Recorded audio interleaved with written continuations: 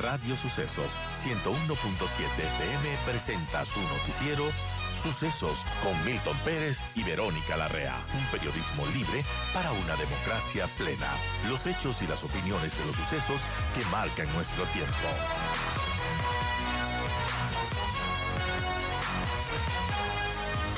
¿Qué podemos esperar de esta nueva Asamblea Nacional? Damos la bienvenida a nuestro invitado, a Tadeo Hidalgo Montero, analista político, especialista en temas de gobernanza. Gracias, Tadeo, bienvenido. Y bueno, ¿cómo vemos la conformación de la Asamblea? Y cómo vemos también esta situación de los 5 independientes que, al menos de momento, parece que podrían apoyar al movimiento oficialista. ¿Cómo vemos esa conformación de esa nueva Asamblea de cara a qué tan gobernable podrá resultar el Ecuador, gane quien gane la presidencia? Bienvenido nuevamente, Tadeo. Un gusto, estimada Verónica. Qué placer estar nuevamente en este espacio. Y bueno, un saludo de igual manera para toda la ciudadanía quiteña y del país. Bueno, tenemos una asamblea, luego del retorno a la democracia, tenemos un bipartidismo, por así decirlo, de momento. En este momento la fotografía no sale así, no podríamos decir si a posteriori va a continuar siendo en ese sentido. Tenemos 66 legisladores por parte del movimiento oficialista de ADN y 67 asambleístas de la Revolución Ciudadana. Tenemos 9 de Pachacutic, 4, usted los mencionaba, de los partidos provinciales y 4 del Partido Social Cristiano. Entonces, en ese sentido, por ejemplo, las declaraciones del presidente Novo ayer era que ya había obtenido 68 asambleístas, que iba logrando aliados y que va acercándose a la primera mayoría, que en este caso sería la mayoría absoluta, con 77 legisladores, luego de este incremento que tuvimos este periodo, pues para 151. De ahí tenemos también una mayoría calificada que ya queda un poco más distante, tanto para un sector como para el otro, como son los 101 asambleístas. Considero que la persona que llegue a la presidencia de la República tendrá mayor capacidad de acoplar y de traer consigo a los movimientos independientes o a los movimientos que están por ahí, que serán votos bisagras en ese sentido. Entonces, creo que es una oportunidad para un diálogo, para una conversación democrática entre los sectores y efectivamente ir trabajando en lo que será quien ocupará, por ejemplo, la nueva Asamblea Nacional, la presidencia, las vicepresidencias, el Consejo de Administración Legislativa, que es clave porque es ahí donde van, por ejemplo, las sanciones para los legisladores y temas de comisiones de suma importancia, como la Comisión de Fiscalización, que en su momento la presidió Fernando Villavicencio, que ahora la preside la asambleísta Pamela Aguirre, comisiones como la de seguridad, que son importantes en este momento que vive el país, de desarrollo, de régimen económico. Entonces es ahí en donde van a empezar a llegarse los primeros acuerdos y mi criterio será quien sea parte del Ejecutivo, que no olvidemos también es colegislador. Entonces es importante que logren una sinergia entre esto para que pueda existir una correcta actividad normativa en este sentido. Ahora, el primer reto sin duda va a ser cómo se organizan para elegir a las autoridades de la Asamblea, y allí también tienen su primer reto, Tadeo. Precisamente, ahora determinar, por ejemplo, desde el sector oficialista se escucha que podría ser la doctora Anabela Singh, el exministro Oniel Solsen. Entonces son cuadros que son conciliadores a priori, que se los puede ver como figuras que podrían llegar y mediar para avanzar en cuanto a temas de gobernabilidad. No olvidemos también que la bancada de la Revolución Ciudadana también tiene políticos de mucha experiencia, como la asambleísta Viviana Velosa, actual presidenta de la Asamblea Nacional, cuadros que son importantes y que pueden ser sin duda claves a la hora de elegir o quiénes van a ser los principales referentes. También se tiene que tomar en cuenta, por ejemplo, quién van a pasar a las jefaturas de bancada y cómo va a orientarse la agenda legislativa. No olvidemos que la Asamblea tiene que definir una agenda legislativa durante los primeros 2 años y medio, en los cuales se va a trabajar cuáles van a ser las leyes prioritarias, qué es lo que se va a hacer, y creo que la ciudadanía en este momento necesita más que trabas, respuestas. Hablando de lo que puede hacer esta Asamblea Nacional, mucho se ha dicho que la mayoría de los ministros, por ejemplo, van a quedar blindados.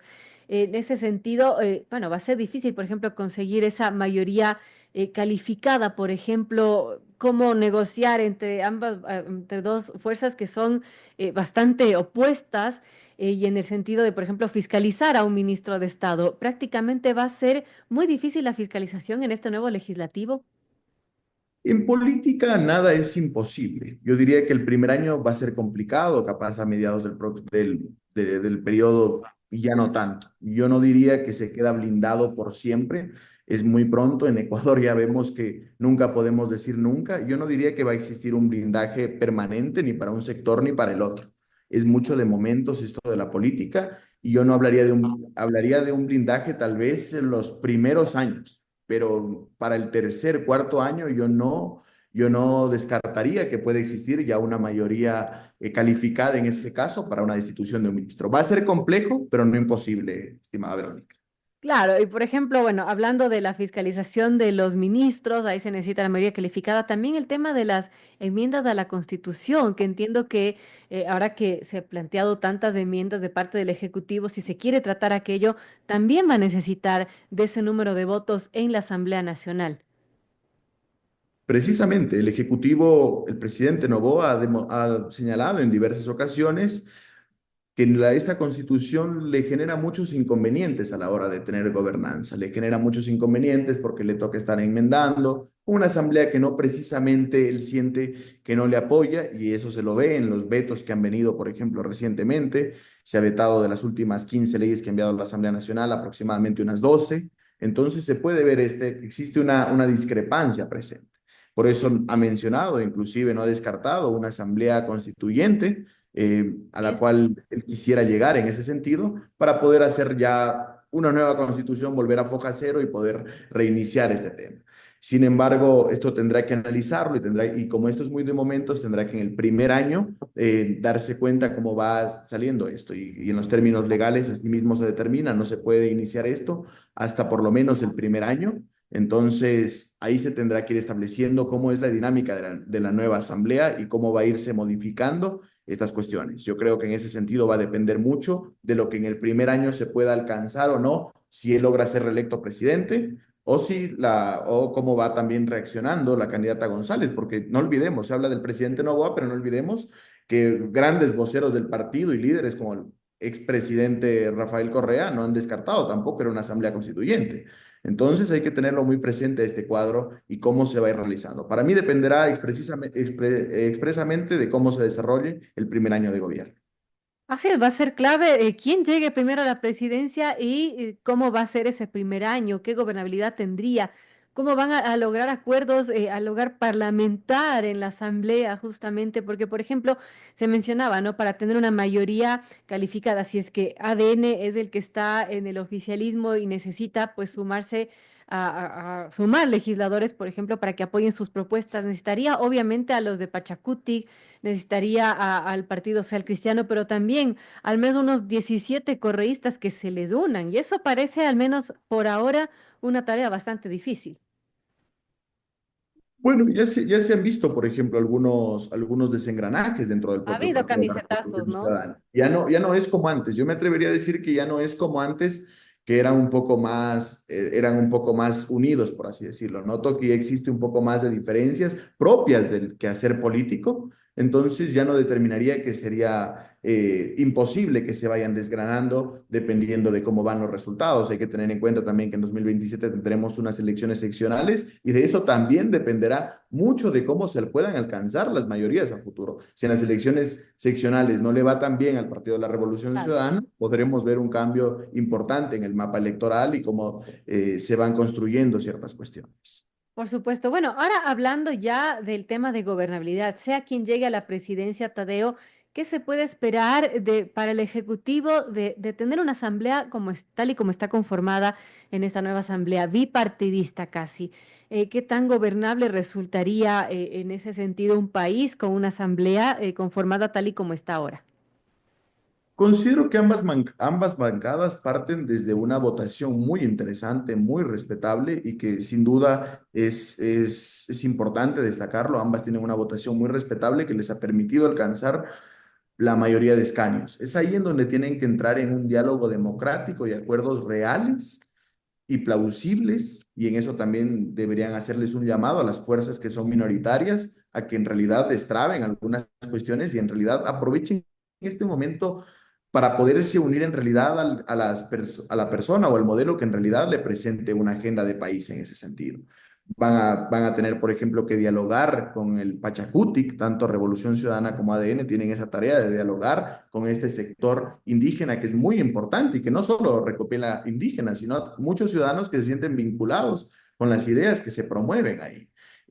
Con el Partido Social Cristiano se tendrá que hablar. Este partido, bueno, hemos visto que puede trabajar o puede conversar tanto con un sector como con el otro. Entonces es un partido como bisagra que puede Ujú. unirse tanto a ambos sectores. Yo no descartaría, por ejemplo, que el Pachacutic, de ser el caso reelecto el presidente Noboa, también pueda conversar y pueda alcanzar un acuerdo efectivamente con ellos. Entonces, en ese sentido, tienen una oportunidad histórica para alcanzar diálogos y consensos. Ambos partidos tienen esa oportunidad de acumular apoyos. Escuchaba el otro día que decían, no, a alguna candidata le va a ser más fácil. No, yo creo que el candidato presidente Daniel Noboa también tiene la misma capacidad de lograr apoyos y de alcanzar consensos en la Asamblea Nacional. Así vamos a ver cómo va dándose la situación en la asamblea cuando ya entra en funciones de esta nueva asamblea en mayo. Amigos, son las 8 en punto. Dialogamos con Tadeo Hidalgo Montero, analista político, especialista en temas de gobernanza. Y ahora vamos a hablar de la asamblea actual. Los últimos minutos de esta entrevista quisiera tomarlo para analizar lo que está pasando en la asamblea actual, que ya está por irse y que lamentablemente parece que sigue haciendo cosas que no resultan útiles para la ciudadanía, para el país. Por ejemplo, armar una comisión para declarar el dólar como moneda oficial del Ecuador. ¿Cómo vemos eso, Tadeo, en esta época de campaña? Porque para todas las bancadas, menos para la correísta, esto sin duda es una situación de campaña, ¿no? Tiene un tinte político y tiene un tinte electoral. Es en realidad, en eso, estimada Verónica, sí es en realidad preocupante cómo, por ejemplo, hacemos también de la Asamblea una pasarela de ministros de Estado. Es importante que tengamos ya un poco de conciencia y de coherencia política de que lo que se haga en la Asamblea sea soluciones reales. Tienen dos cuestiones que hacer los asambleístas que son claves: la creación normativa y la fiscalización. Entrar en temas como crear comisiones ocasionales por cualquier cosa deslegitima un proceso como el de la Asamblea Nacional, no colabora en nada, no ayuda en nada a lo que tiene que ver con la gobernabilidad del Estado, con las necesidades que tiene la actualidad, y lo hemos visto. Esta Asamblea ha sido líder en crear muchas comisiones ocasionales, muchas de ellas no han dado ningún resultado, han presentado informes muy débiles, por así decirlo, sin mayor análisis profundo, mayor recomendación. Entonces tenemos que salir de este apartado de crear comisiones ocasionales. Para algo existen ya 15 comisiones dentro de la Asamblea. Y si las ponemos a analizar, puede ser especialidad de cualquiera de ellas conocer muchas de las cuestiones por las que se han generado. Esta asamblea ha tenido ese problema de crear comisiones ocasionales, de crear fiscalizaciones, algunas innecesarias, y de este tema, de llamar a ministros de Estado o de hacer de la llegada de ministros de Estados un tema de agenda política. Creo que un problema que ha tenido la actual asamblea es que ha tenido un tiempo muy corto y las elecciones muy cerca, y es por eso que en muchas acciones hemos visto más medidas de ganar votos que de en realidad trabajar en lo que tienen que hacer. Sí, lamentablemente esta asamblea nos queda debiendo muchas cosas. Yo quiero agradecerle a Tadeo Hidalgo Montero, analista político y especialista en temas de gobernanza, por conversar sobre estos temas de la política, la nueva conformación de la Asamblea Nacional y las últimas acciones de esta que lamentablemente pues deja con la vara muy baja a la siguiente asamblea. Gracias, Tadeo, nuevamente por acompañarnos. Un gusto, Verónica, a las órdenes.